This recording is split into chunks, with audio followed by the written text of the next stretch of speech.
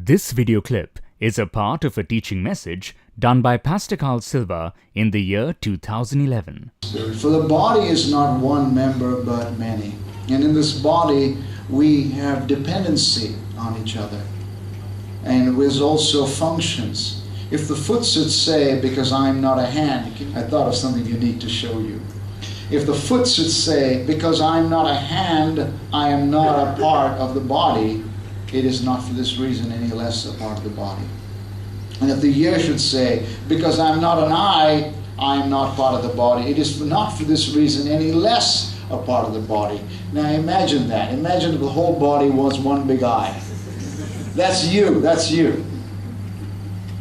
And your hand is an eye. Your legs are another eye. You know, it would be kind of crazy. How would you bathe yourself? Right? And what would you bathe in? You would not have to bathe in regular water. You would have bathed in eye drops. Yes. Because how can everybody be an eye? And God has different places in the body. We have people on the board who are very good with finance and they contribute. There's teachers in our school. They do what they do best, teaching.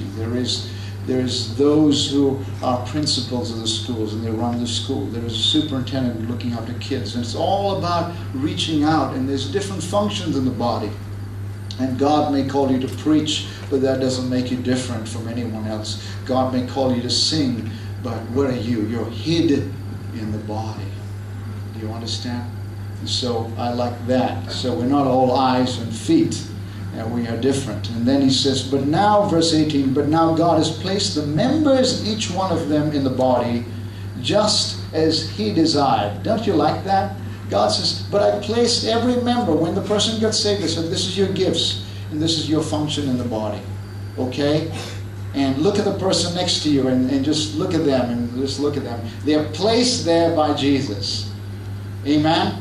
Amen. Working on staff, you're placed there by Jesus.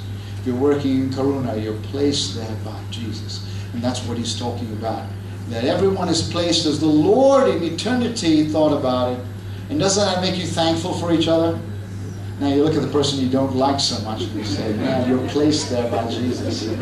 I should love you because you're placed there by Jesus. Okay. Husbands, don't look at your wives and say, you won't get dinner tonight. Okay.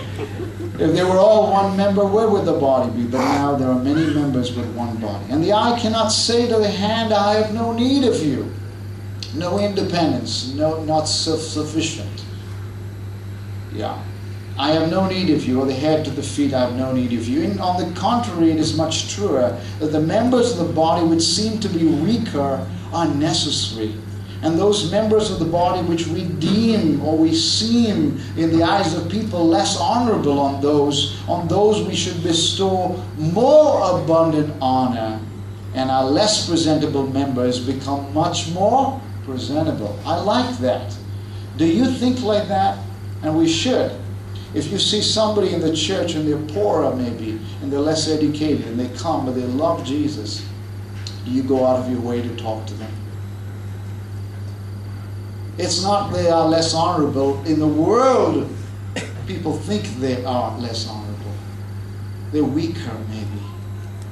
Well, what should our response be? Is to bestow on them even more honor. What do we do with our finger? It's just a little finger. It's not the mouth. It's not the head. Or little ears. What do? We put earrings on them. We make them more beautiful. We put a ring on it. And that's what Jesus is saying. I want you to treat people in the body with great love so that everybody feels appreciated and everybody feels valued and everybody feels the significance they have because of who they are in Christ. And we should do that in our homes too. Whereas our more present members have no need of it, but God has composed the body, giving more honor to the member which lacked, so there be no division in the body, but that the members may have the same care for one another. And if one member suffers, like Simon this week, I think there was 45 people praying for Simon. And I've never prayed so hard that an abscess would burst.